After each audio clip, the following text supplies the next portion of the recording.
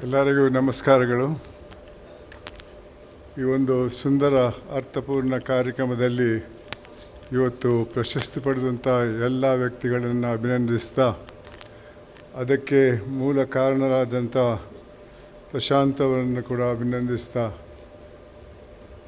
ನನಗೆ ಈ ಒಂದು ಸಂದರ್ಭ ಒದಗಿಸಿಕೊಟ್ಟದ್ದಕ್ಕೆ ಅವರಿಗೆ ನನ್ನ ಅಭಿನಂದನೆಗಳನ್ನು ತಿಳಿಸ್ತಾ ಇದ್ದೇನೆ. ಈವಾಗಲೇ ಮಾತಾಡಿದಂಥ ಇಬ್ಬರು ಮಹಾಜನರು ತಮ್ಮ ಅನಿಸಿಕೆಗಳನ್ನು ತಮ್ಮ ಮುಂದೆ ಇಟ್ಟಿದ್ದಾರೆ. ನಾನು ಕೂಡ ಆ ದಾರಿಯಲ್ಲಿ ಒಂದು ಚಿಕ್ಕ ಮಟ್ಟದಲ್ಲಿ ನನ್ನ ಅನಿಸಿಕೆಗಳನ್ನು ನಿಮ್ಮ ಮುಂದೆ ಇಡ ಬಯಸ್ತೇನೆ. ನಾನು ಹಲವಾರು ಹುದ್ದೆಯಲ್ಲಿ ಕೆಲಸ ಮಾಡಿದಂಥ ವ್ಯಕ್ತಿ. ಆದರೆ ಕರ್ನಾಟಕ ಲೋಕಾಯುಕ್ತಕ್ಕೆ ಬಂದ ನಂತರ ನನಗೆ ಅನಿಸಿದ್ದು, ಅಷ್ಟರವರೆಗೆ ನಾನೊಬ್ಬ ಕೂಪಮಂಡುಕನಾಗಿದ್ದೆ.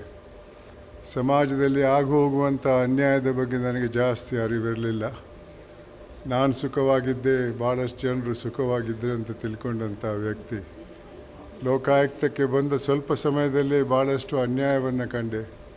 ಇದು ಯಾಕೆ ಈ ರೀತಿ ಆಗ್ತಾ ಇದೆ ಅಂತ ನಾನು ನನ್ನಲ್ಲೇ ಚರ್ಚೆ ಮಾಡಿದಾಗ ನನಗನಿಸಿದ್ದು, ಇದು ವ್ಯಕ್ತಿಗಳ ತಪ್ಪಲ್ಲ, ಇದು ಸಮಾಜದ ತಪ್ಪು.